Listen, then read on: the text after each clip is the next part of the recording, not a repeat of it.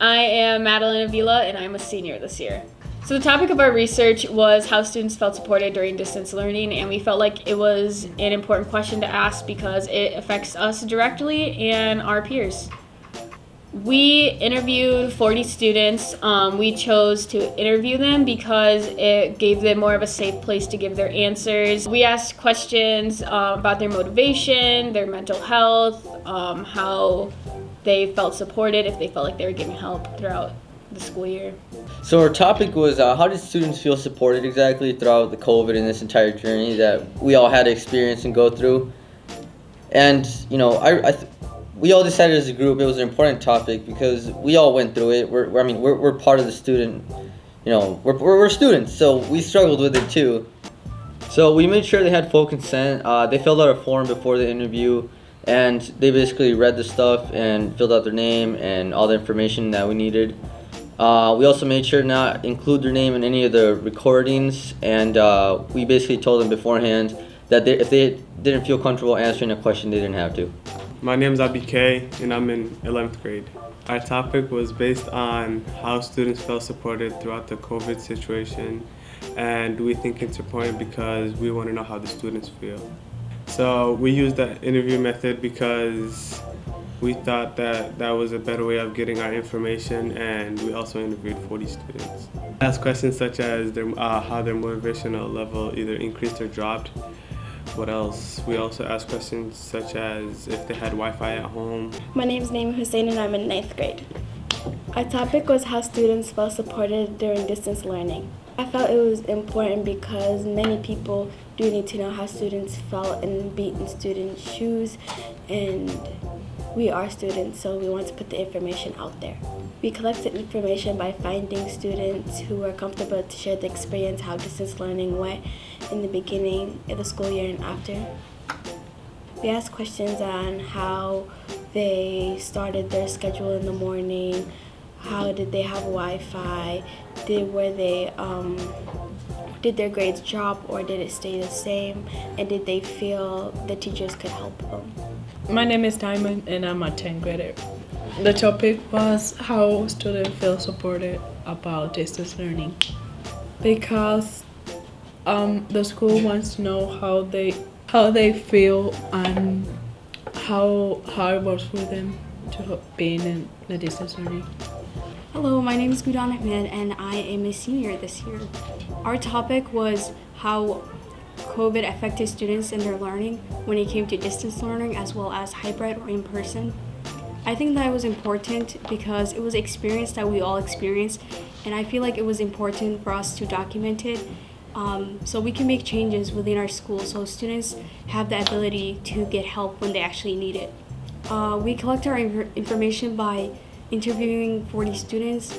We did this because we thought that we can get so many different perspectives, and also we made it so we could get different types of students to do it, such as focusing on the ELL students or our white and Caucasian students or our minorities and students of color.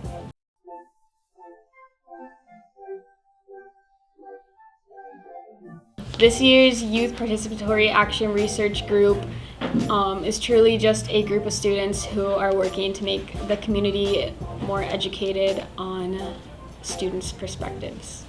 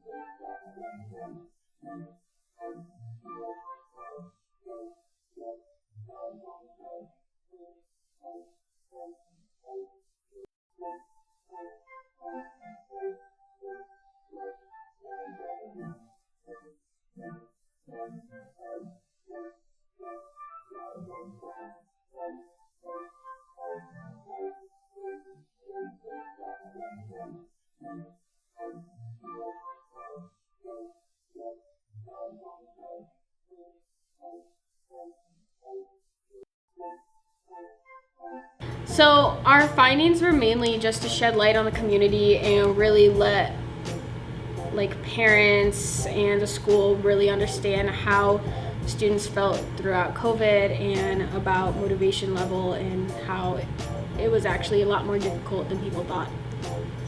So a lot of the problems was that motivation went down, and once the motivation slid, it's harder to build that back up. So it's harder to build those relationships with teachers and get your grades back up.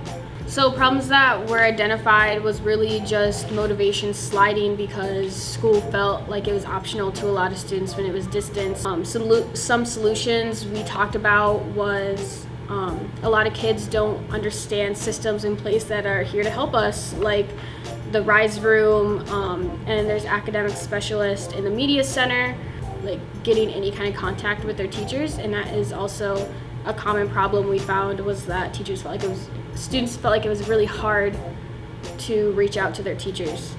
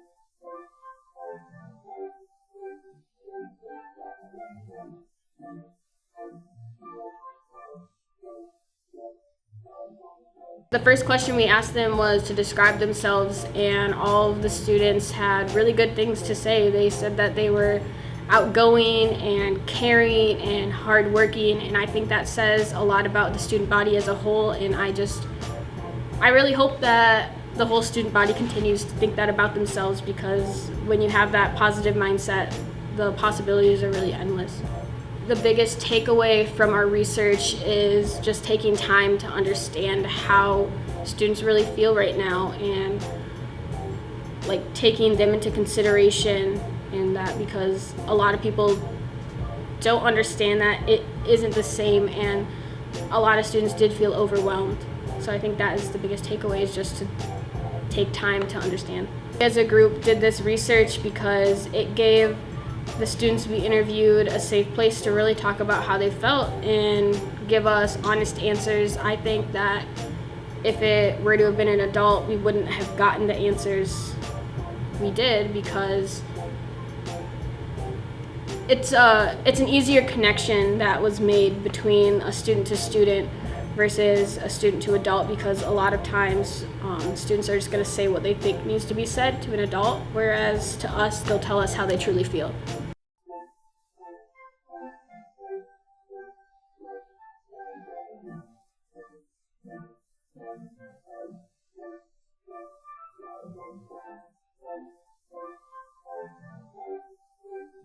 Some kids are not able to talk to their parents, maybe they are ashamed for what they did, or they maybe think my parents don't understand me. So talking to a student at the same high school as you, that know you, it will be easier to tell your problems too.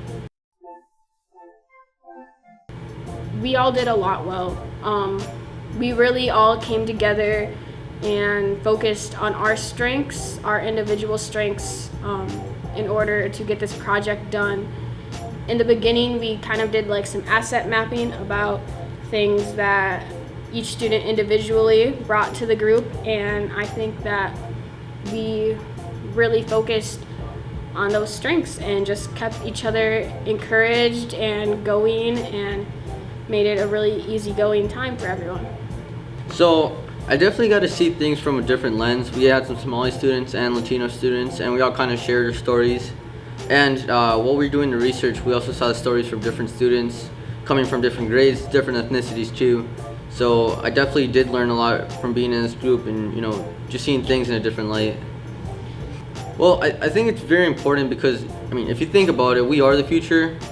We are going to be working the future jobs. We are going to be in future positions. So I feel like it's good to be able to get the research from the eye of someone who is going to be, someone who is in that spot specifically and can connect with the students better.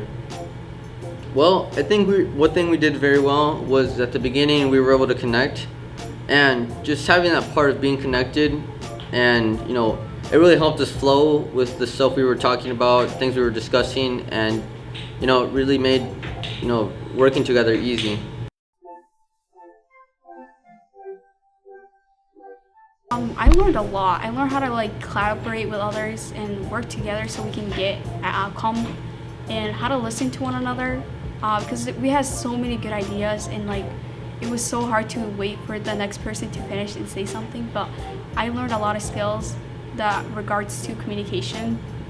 I think that it was important that we did it as students, and it was like a student to student kind of research compared to a person that is adult doing it, because I think that if I was a student and I was getting interviewed by an adult, I would say what they want me to say and not what I want to say in my truth, because I would fear retaliation, that something would happen to me, or they're going to see me differently because of what I said. I think we did a lot of things well, such as like I said, collaborating, working together, knowing when to encourage others to continue doing the work that we are doing, not to lose hope because maybe we don't think that the research was going to turn out how it did. So that was it. I think that we should have gotten our topic really set in stone a little quicker. We had a lot of ideas. As a group, we were always thinking about things we want to improve on, and we almost completely switched our thing like a month before the project was due. So I think doing that would probably have helped us. In the future, I think it'd be cool to know more about how EL students feel.